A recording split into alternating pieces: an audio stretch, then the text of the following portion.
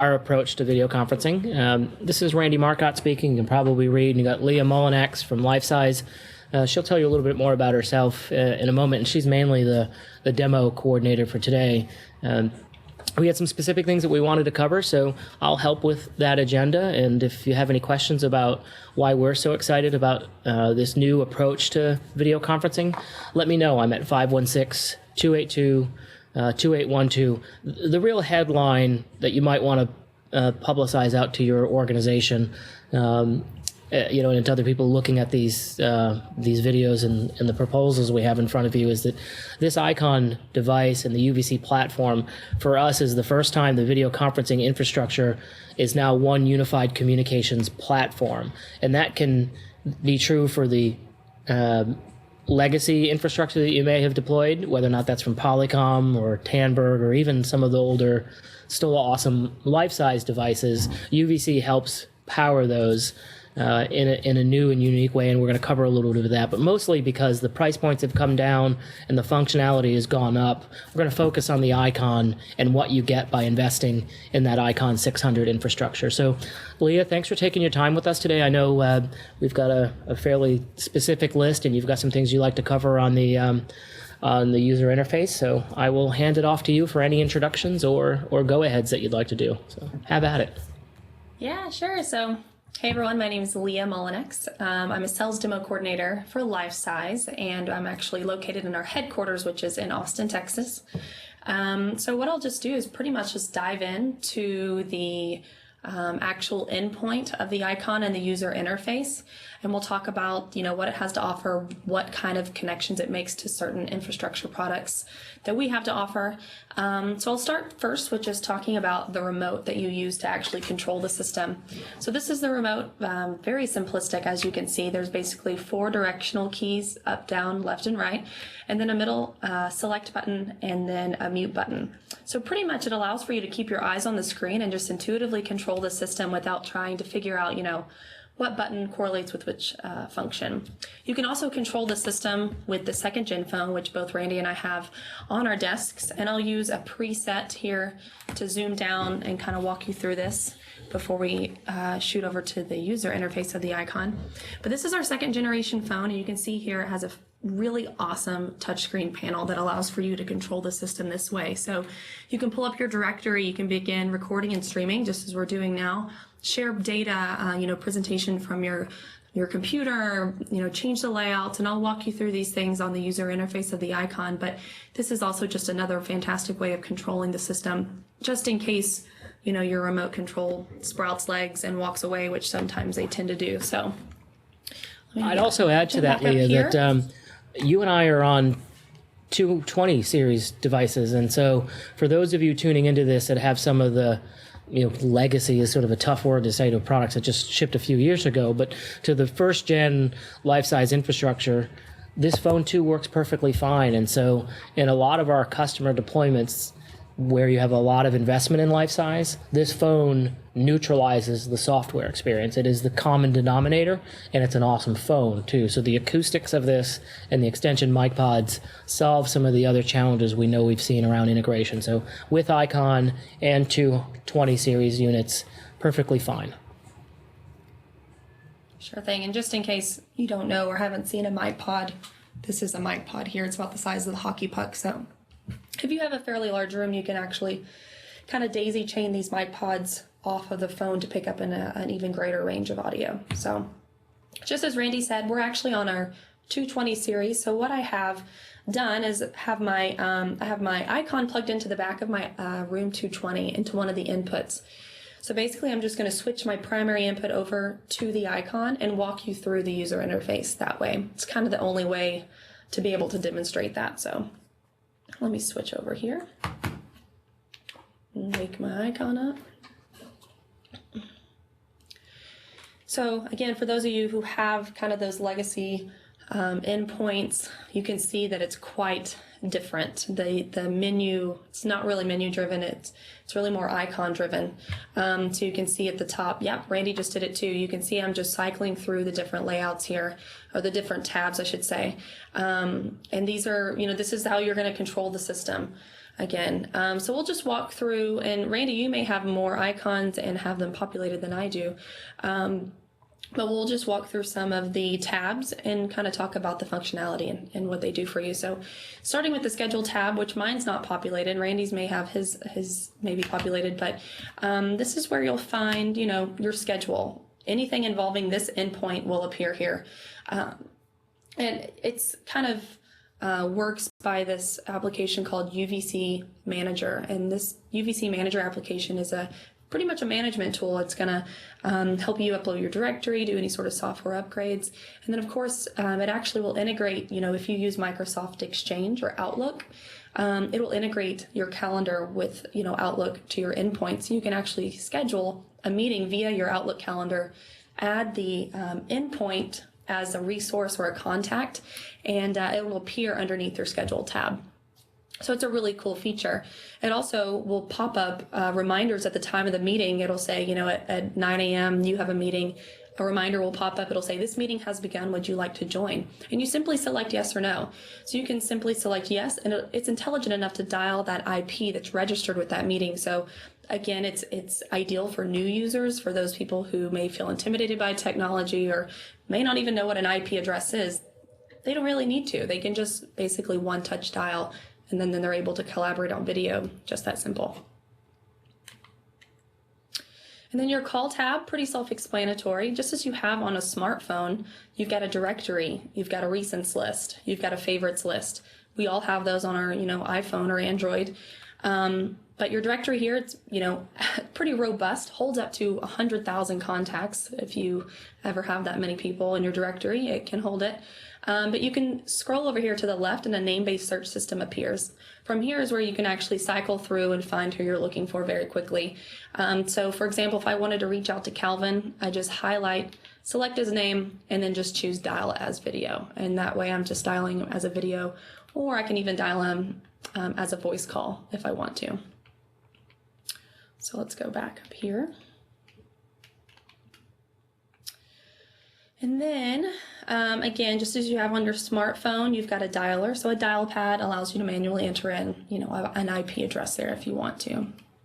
And then our meetings tab. So wasn't quick enough on quick enough on the draw on the mute button. On the dialer, just for a moment, there is actually an advanced options that a couple of our clients are looking at. And how do I know if I'm going to call someone and they need either a particular protocol or a particular speed? And here's in the dialer where you can not only force a SIP dialer or an H323, depending on which protocol, but you can also choose which bandwidth.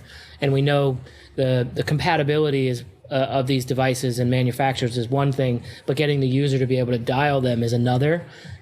So your user can absolutely populate this menu, or you can.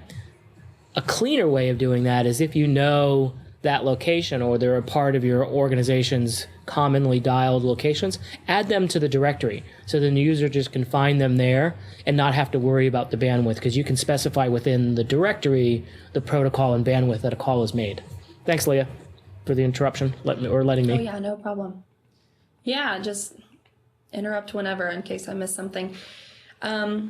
I did miss something. Let's go back here. The meetings tab. So again, I kind of touched on this a little bit. The icon is really a very connected device, which is really how it stands out from our legacy endpoints like the 200s and the 220 series. Again, it really connects to these infrastructure products, one of those being called UVC Multipoint, and that's going to be this software bridge that allows for you to have a multi-way call.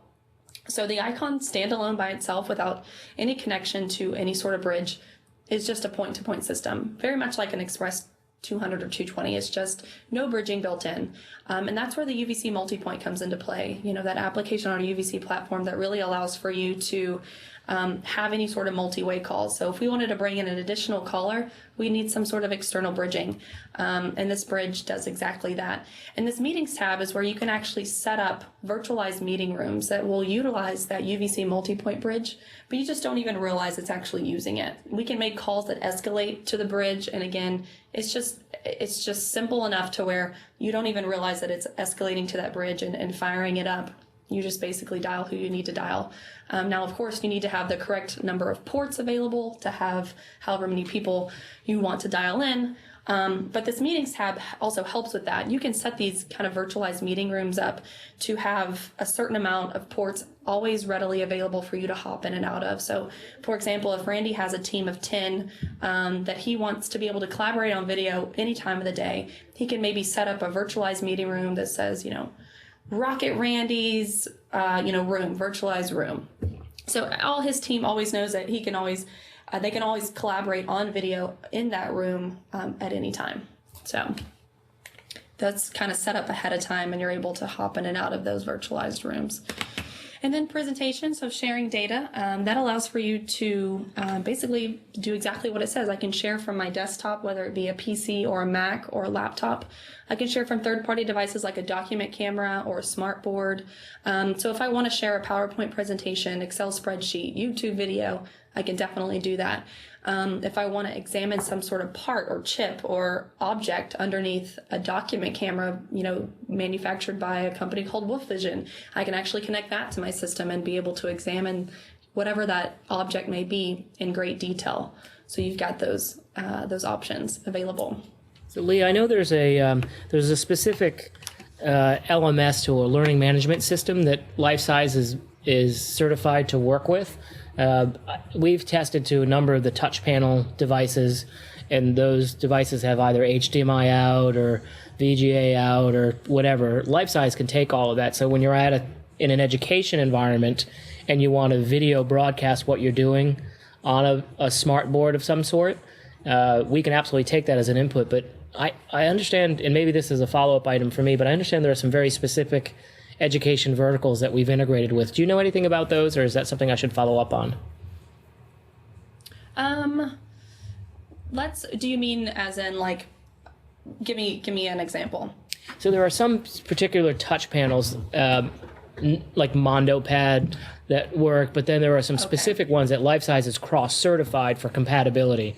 And I just don't remember what that list is off the top of my head. And if you don't, I can always attach it I'm not sure. as a Okay, so there are some, and smarter people than me clearly know them off the top of their head. I figured you're always smarter than I am, so I figured you would know. But given that neither of us do, I will attach that as a resource to this video center recording, so that those of you that are listening that are coming from an education environment will know about that smart panel integration and some of that deeper LMS or learning management integration that we do via these tools. Right. I want to say Blackboard definitely is certified. Blackboard and that's definitely one of them. There's one other. It's on the tip of my tongue. Yeah. Can't remember the other one. But yeah, Randy will get that information for you. And then actually you don't see it on my icon, but Randy, if you wanted to show his icon user interface again, you'll have a tab to show or to begin recording. So it's basically kind of that universal symbol of record, just as he has that red tab in his button or in his box. There it is. So basically you would just select that tab and begin to record if you wanted to. As you see here, it prompts him to enter in a recording key. That recording key tells your system various different things. What bitrate do we want to record at? Do we want to make this meeting public or private? Can only certain students or certain people view this meeting? You can give those people or students the credentials to log in and others not. So there's a number of different ways to record. Basically, you just go to the record tab, enter in your recording key, or you can set it, a hard set. So you just enter record and it'll automatically record. So if this is like a designated endpoint, maybe in your, dean's office or a CEO's office, he doesn't want to enter in his recording key every time. He can just hit record and it'll begin recording. We've also, on our infrastructure, we've also enabled the individual to be able to record without having to enter a key. So there's a third scenario where maybe you are mapping your content to particular channels or permissions to who views it or who doesn't. And then, quite frankly, the other option is just record anything, and I don't care where it goes. That goes, if you think of Video Center as a file drawer, it goes to the top level, and then you can sort them later. And for a lot of our customers, just to make it easy, we enable they automatically record without a recording key. So then it's just one button to push and you're in. You start the recording and you're good to go. So. Right. Yeah, that's another thing your recording key tells, your system. Where do you want this stored when you're done recording? Now, of course, it's all going to be stored within your virtualized environment or on your servers, but as in, on the video center itself, you can set up different channels, or you can think of them as folders, and you can customize that to a number of different ways to, different departments or regions or classes or teachers or whomever. You can customize that however you want to. So that way you can always go back to that certain folder. I have my own folder, Demo Team, that I can always go back to and see any sort of recordings I ever did underneath that folder. So we'll talk about the camera controls. So I have a 10x camera. I'm pretty sure Randy probably has a 10x camera. This is our best camera that Lifesize has to offer. It's really fantastic. So it is pan tilt zoom. It's got 10 times zoom. You can also create presets, which I showed you when we first joined. I zoomed down to the second gen phone very quickly. I'm just not that fantastic at doing it that fast. So these presets, just as Randy's, moving them throughout his room, it's ideal for, if you have a whiteboard on a wall that you're writing on, or a chalkboard, someone standing behind a podium speaking, just certain areas within the room you can zoom over very quickly and easily with these presets, just as Randy's doing right there. And, you can set, he's got a bunch of them. But yeah. You also have this is the one that people usually like the most about mine. So when it comes to presets for me, they usually ask me to go to this one where it tells me to stop talking. Is that what it's? Oh, there it goes. Out of focus. That's awesome. I never do it, but at least that's what it says. It says, but you don't know. It's funny. You also have the ability to control far end camera. So basically, Randy could take control of my camera and vice versa, but that's something you can disable if you don't want that feature turned on. But sometimes it comes in handy. Some people are like, well, why would you want someone controlling your camera? Well, someone may have not realized that they're not fully in the screen of the camera or the picture. So maybe if someone's talking and they're kind of out of the picture, you could just very easily kind of take control of their camera and move it over a little bit and pick them up or something like that. That's just one scenario, but it's a cool feature. So that is really kind of the key points and main features of the icon. Your schedule tab, to any sort of meetings that you have will appear there. Your call tab, pretty self-explanatory. Like I said, this is where if you know nothing about the system, you could pick up this remote or turn on this phone and know that if you go to a call tab, that's probably where you're going to be able to find your directory and be able to make that call. Then your presentation to share data, and then the recording button, which I don't have here, or your camera controls.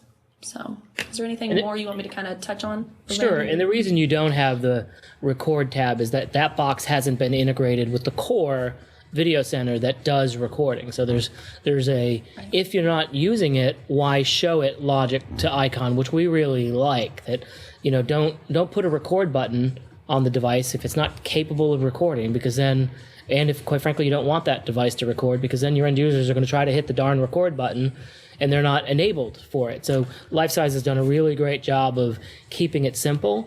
I do think we should go over to the gearbox. So go to the status. I think there's a couple of things in here that's useful. The first one, the red cross, it's gray right now because there's nothing wrong. This particular location is where you would send your end users if you're doing remote support to it, so you can find out what the status of the device is. We've also, in this same area, given you the ability to lock down the device so that they're not going to change any of the settings. So if you go over to the key, the login lock, you need a password to get in, both at the admin side, two over, I meant the lockbox, sorry, two over to get in. You need a password in order to get in to any of the reset or reboot or functionality that an end user could do. So once these devices are intelligently set up at the edge and smart to the core, they're set it and forget it. We can capture an image of them so that if someone hits the reset button or fries it by spilling stuff on it, which happens all the time, if you have to deploy a new device, you can capture an image of these and quickly redeploy a device that functions exactly as you want it to without the end user needing or being able to change it. And again, if you unplug something, that health icon tells you what's happening. And unplug my mic, mine would pop up. Leah, is it your mic pod popped into your plugged into your icon unit? Is that where that one goes to? That hockey puck? Yes, it is. Yeah, go ahead and unplug Yeah. it. We'll see if I'm right. It should, when she unplugs that mic pod, it should give us a health notice on it. Yeah, there we go. So yellow, Yeah. not a system down, but we know that there's something wrong. It's going to indicate to us that something's not functioning. Good. So the rest of the agenda, Leah, that we had been asked to sort of cover in this brief overview was bridge layout. A little bit around the ClearSea software at the desktop, and then how that impacts. So I don't know if you have the ability to dial into this bridge with ClearSea and then show some of the navigation, or maybe call in from the icon so you can show some of the bridge navigation. I don't know, is your icon connected? It is not. Okay. But I can call in from my laptop. Or is your icon connected? My icon is connected to the outside world. So I will make a second call in from the icon.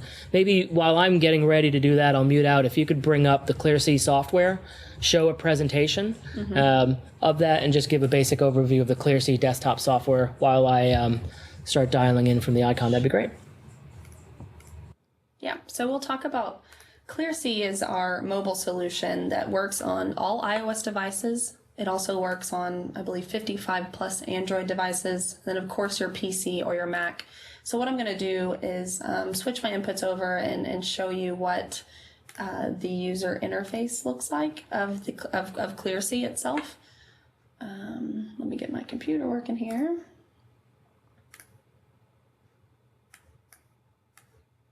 All right.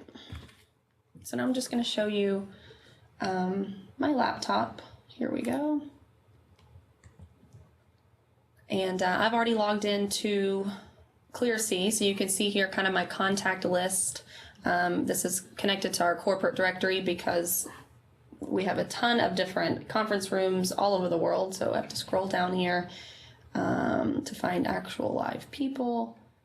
But this is where, again, I can use this as a chat feature. So, for example, Heidi, if she was available, I'd be able to just use it as an instant messenger and chat her that way. Or I can make a video call if I want to via the call tab here. Now, it would call from, whatever. Here's that chat box that pops up so I could chat with Heidi if I wanted to. But it's going to utilize whatever, camera is built in either to that system or, the embedded camera or an external webcam. I've got an external webcam. So it's going to just fire that up. And one of my favorite features of UVC ClearSea is this invite a guest. So if I wanted to invite a guest, this can be anyone, outside of your network, whomever it may be. You can select the invite a guest tab, and an email will be generated or appear, and it'll say, the dear life-size guest, or, again, customized to your school or company. It'll give them directions on how to set up their ClearSea and be able to call you directly on ClearSea. And there's unlimited guest accounts with UVC ClearSea. So that's one of the most awesome features I think UVC ClearSea has. You can also register ClearSea on 5 different devices. So I could have ClearSea on my iPad, on my iPhone, on my laptop here at work, and maybe my laptop at home, and then maybe my icon endpoint here in my office. So anytime anyone calls me on ClearSea, it'll ring all 5 devices, and I can choose which device I want to answer it from. So if I'm on the road, I can answer it on my on my iPhone. If I'm in my office, I can answer it on my icon. So you have options there when you're wanting to actually receive a call. Which device do you want to answer? And luckily, you can navigate. You can navigate from one device to the other. So as we've done this, and I think a number of the people at LifeSize have done this, we are registered to multiple devices, and we've actually chosen if I've answered it on my mobile device, my iPad or whatever, when I'm back in the office, I can push that call to my registered codec. And that's one of the other benefits of using the UVC infrastructure. Before, that would have been a hang up and call back. Okay, I've made it to my office, let me call you back. Now there's a more seamless experience. You just continue the video call directly with the person by moving it from one device to another once they're registered. So, Lee, I think that the final thing that we wanted to do, and a word of warning on this, I have a fairly fussy internet connection here, so I'm going to make this call in low bandwidth into your bridge.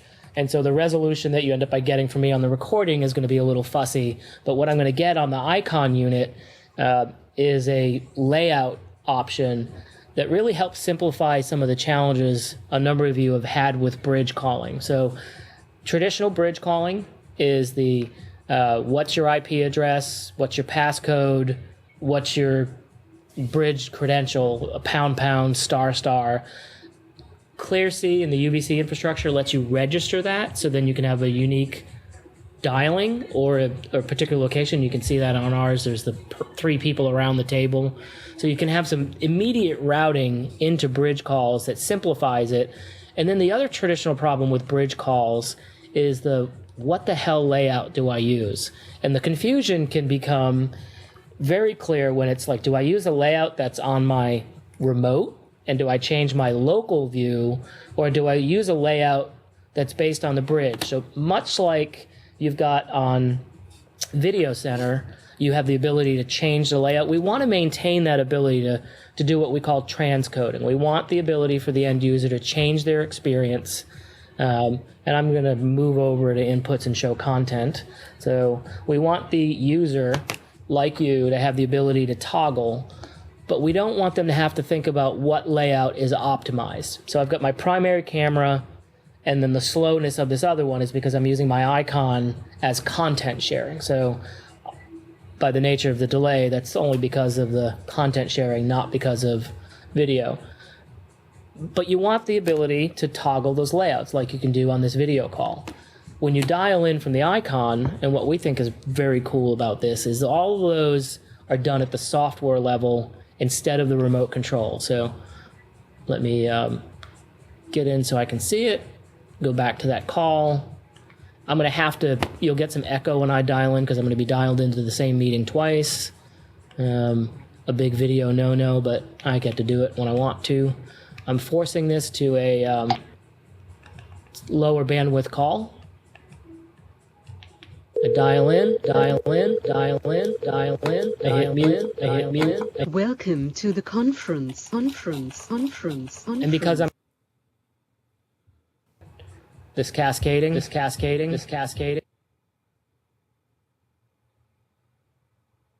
Yeah, it's really tricky when dialing in, but you can see here, Randy's going to the layout option tab, and he's got options of, do you want to see the data full screen? Do you want to see the presenter? Do you want to see just the presenter and the data? So you've got different layout options to choose from, and that's unique to that individual's side.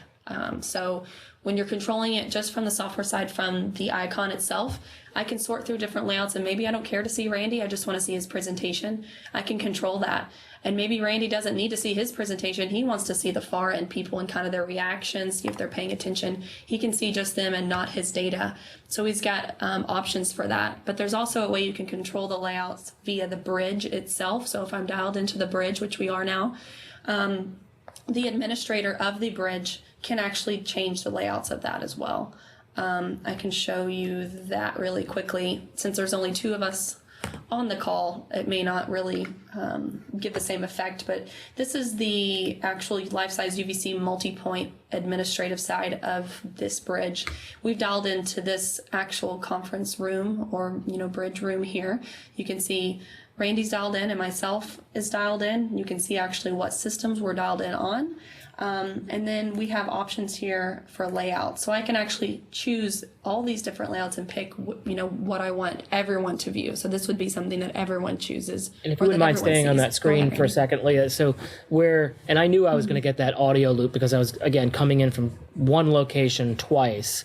And I'm going in from one connection into one bridge. And so that's why we got the cascading. What you could see on menu and I toggled through it briefly, was the end user's ability to choose one of those layouts at their local discretion. What we like about the UVC platform, though, is that if I'm in a lecture-only mode, or I want voice-activated switching, I can forbid or lock down the meeting so that the end user does not have that functionality. So what Leah's showing here is what we traditionally have had to do with video conferencing. We've needed a moderator or someone to control it. With ClearC, UVC, Multipoint, and all of the components dialed in, you then can extend that ability for anyone to call from anywhere and control their experience if you choose to. So you actually get the best of both worlds. You don't need a specialist to change the menu. You just need a remote control and someone with eyeballs and fingers. Or you can get the other world where you lock it down and tell them to shut up and listen to it the way you want them to listen to it. So, thanks, Leah. I'm going to look at the list to see if there's anything else we're missing. I don't know if you want to say anything more about the Multipoint, though.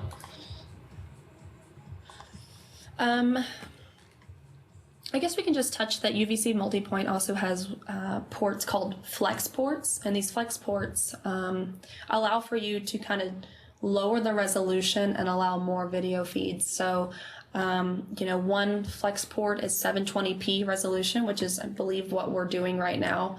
We're running a 720p 30 call right now, so that's one port. If I want to lower the resolution down to 480p, I can actually then fit 2 video dials within that one port. You can even lower it down even more to 360p resolution and have 4 videos.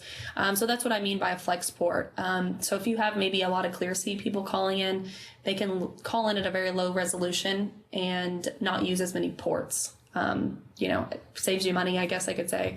When you're not buying a ton of ports, you could really utilize those flex ports and fit more people into a video call if you want to.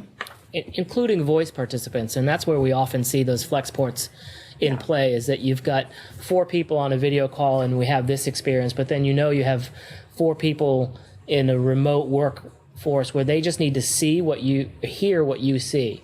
So you'll have the option of broadcasting that meeting to them on Video Center so they could watch the meeting and then participate over chat if you wanted.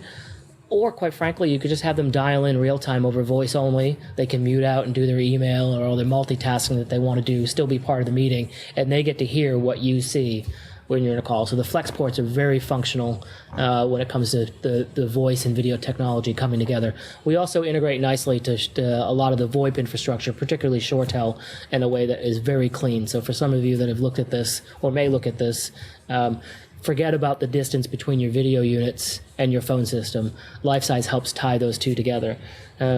So Leah, this covers the things that customers have asked us to at least put in there so they can then show their colleagues.